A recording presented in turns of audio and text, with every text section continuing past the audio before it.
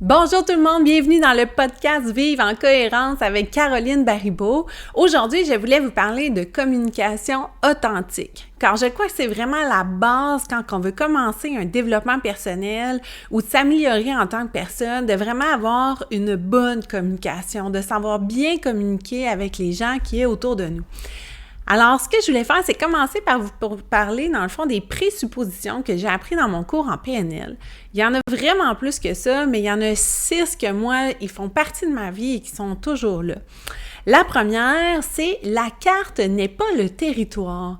Donc, c'est pas parce que tu as une carte, mettons, de la Mauricie, que le territoire s'arrête à la Mauricie. Le territoire est beaucoup plus grand et ça se peut même que sur la carte que tu as actuellement, il se peut qu'il y ait des petits chemins et des petites routes de terre que tu ne connais pas. Alors, la carte n'est pas le territoire, il faut élargir nos perspectives.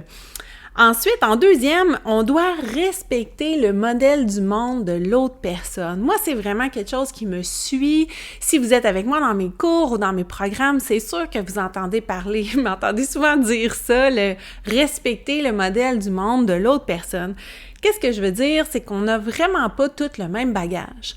On n'a pas tout le monde eu la même éducation, on n'a pas eu les mêmes expériences de vie. Alors, c'est pas parce que la personne voit le monde d'une façon différente que nous qu'elle n'est pas bonne ou qu'elle ne convient pas à cette personne-là. Il ne faut pas imposer, dans le fond, le modèle que nous avons du monde. Il faut toujours respecter le modèle du monde de l'autre personne quand on communique avec une autre personne, car il se peut très bien que son monde lui convienne parfaitement. Alors ça, c'était la présupposition numéro 2. La 3 que je veux vous présenter, c'est que derrière tout comportement, il y a une intention positive. Celle-là, elle est vraiment quelque chose et elle est parfois très difficile à appliquer, c'est que derrière tout comportement, la personne avait une intention positive pour elle, souvent. Que ce soit votre enfant, que ce soit votre conjoint, que ce soit une amie. On parle même de... Mon Dieu, c'est fort, mais un violeur aussi avait une intention positive derrière son comportement. On ne parle pas que le comportement est correct. Ce que je vous explique, c'est qu'il y avait une intention positive pour cette personne-là de faire ça. Alors, quand on analyse une situation ou qu'on communique avec quelqu'un, c'est important de comprendre c'était quoi, dans le fond, l'intention positive pour elle, derrière son geste.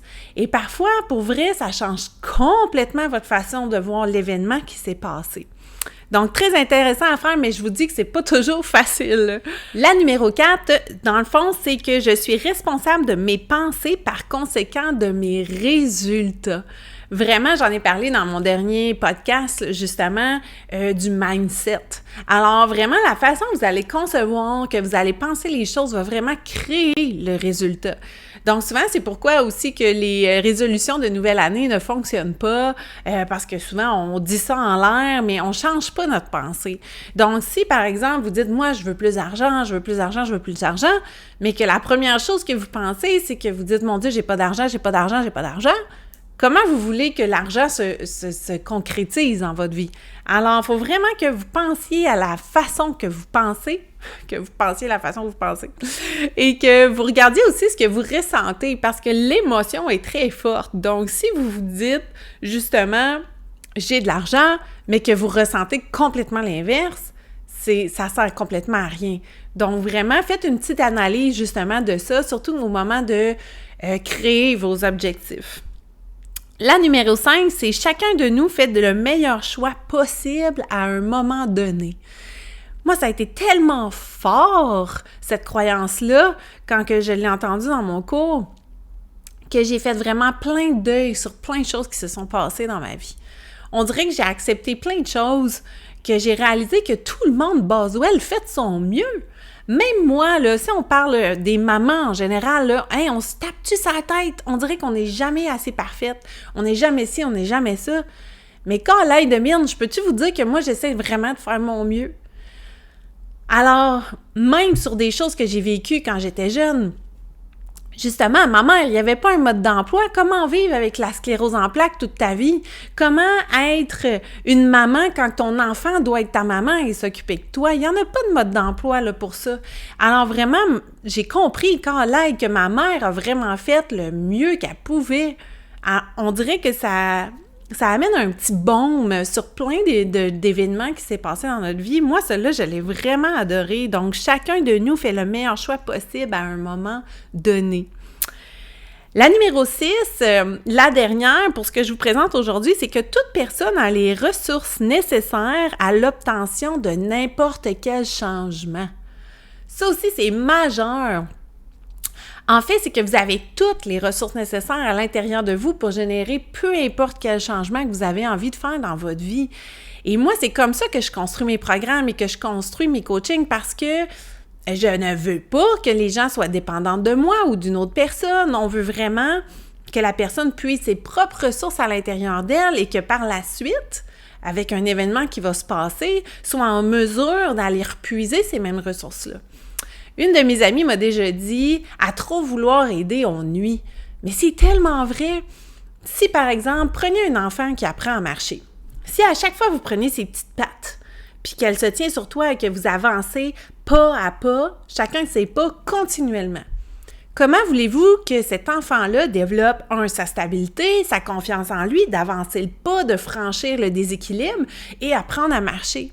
Donc, c'est la même chose. Si on est toujours en train d'aider une personne, qu'on la laisse pas puiser ses ressources à l'intérieur d'elle, comment voulez-vous qu'elle prenne confiance et soit capable ensuite d'aller le rechercher? Elle ne sera jamais capable.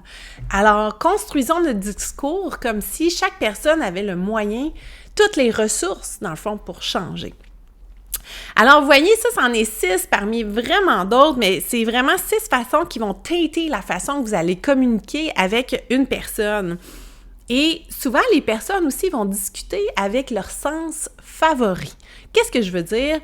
Moi, je suis une personne vraiment visuelle, donc c'est pas rare, je dis « Ah, je vois ce que tu veux dire ». Il y en a qui vont être auditifs, vont dire « Oui, j'entends ce que tu dis ». Il y en a d'autres qui vont être très kinesthésiques dans leur ressenti, donc ils vont être comme « Oui, je ressens, tu sais, ce que tu dis ». Alors, ça aussi, ça va teinter quand vous parlez à quelqu'un. Si vous êtes capable d'être flexible et d'aller ajuster, dans le fond, votre discours avec celle de l'autre personne, vous allez être comme vraiment plus dans une bonne communication, mais la personne va être beaucoup plus ouverte, elle risque d'être plus capable d'entendre, de voir, de ressentir ce que vous voulez lui dire parce que vous allez utiliser le même discours que cette personne-là. Alors, si on regarde maintenant, on est en mesure d'analyser la personne devant nous, puis justement, essayez ça aujourd'hui. Regardez les gens autour de vous, comment ils parlent avec vous, puis essayez d'analyser quel sens qu'ils utilisent. C'est vraiment amusant. Puis essayez d'utiliser ces mots-là pour voir par après comment la personne réagit. C'est vraiment intéressant. Mais par la suite, que quand vous avez compris le modèle de monde de l'autre personne, que vous l'avez observé, que vous savez comment qu'elle communique, là, vous pouvez commencer à faire la communication qu'on appelle en sandwich, qui se fait vraiment en 3 étapes. On a le pain, la boulette et on a l'autre pain. Donc, la première, la A, vous allez, dans le fond, chercher l'intention, chercher le modèle du monde de la personne, vous allez l'observer, vous allez vraiment voir c'est quoi l'intention positive qui était derrière l'événement qui s'est passé, etc. Et vous allez comme vraiment essayer de réexprimer ce que la personne vous a nommé dans ses propres mots, dans son propre modèle. Donc, vous pouvez utiliser des « n'est-ce pas », si j'entends bien ce que tu me dis ou si je ressens bien ce que tu me dis. Et ça va vraiment faire dire des « oui » à l'autre personne qui va créer une immense ouverture. Déjà en partant, c'est vraiment dans des speeches de vente aussi, les gens qui veulent vous vendre des trucs, vous allez voir, vont vraiment vous faire dire idéalement 3 « oui ». Bref, c'est un autre sujet. Mais ça va créer une ouverture avec la personne avec qui vous parlez. Elle va voir que vous comprenez ce que vous dites, puis elle va vraiment être plus en train à vouloir communiquer avec vous. Ensuite, une fois que ça c'est fait, vous allez pouvoir passer à l'étape B qui était exprimer votre point de vue d'une façon neutre, objective, ouverte, honnête, mais surtout sans jugement. Ce qu'on veut, c'est pas amener une solution. c'est pas d'amener un conseil. Ce qu'on veut, c'est amener votre opinion par rapport au sujet donné, mais d'une façon le plus objective, selon son modèle à elle, son modèle du monde à cette personne-là. Et ensuite, l'étape C, vous allez laisser l'autre trouver lui-même la ressource à l'intérieur de lui pour trouver sa solution. Donc, ça va l'obliger justement à redescendre à l'intérieur de lui, puiser ses ressources pour amener une solution qui lui convient selon son modèle à lui. Et ça, là, c'est vraiment tellement positif pour la croissance en soi, surtout, par exemple, comme pour un adolescent qui est en train de se construire lui-même, qui est en train de construire ses ressources, etc., d'être en mesure d'être capable de trouver lui-même la solution va être tellement gagnant versus si vous lui donnez une solution, puis c'est pas ça souvent que la personne veut. Elle veut être entendue, elle veut elle-même aller trouver la solution. Alors, ce qu'on fait, on observe la personne, on comprend son modèle, ensuite, on lui réexplique ce qu'elle vient de dire dans nos mots, être sûr qu'on a bien entendu, on peut émettre notre opinion d'une façon objective et surtout sans jugement, et la C, on laisse trouver, la personne sa solution.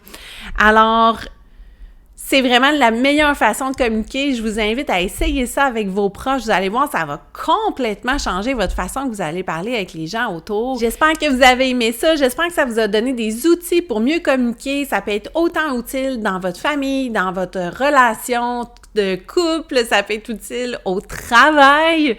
Alors, sur ce, je vous souhaite une merveilleuse journée. Je vous remercie infiniment de m'avoir écouté et on se revoit la semaine prochaine pour mon autre podcast.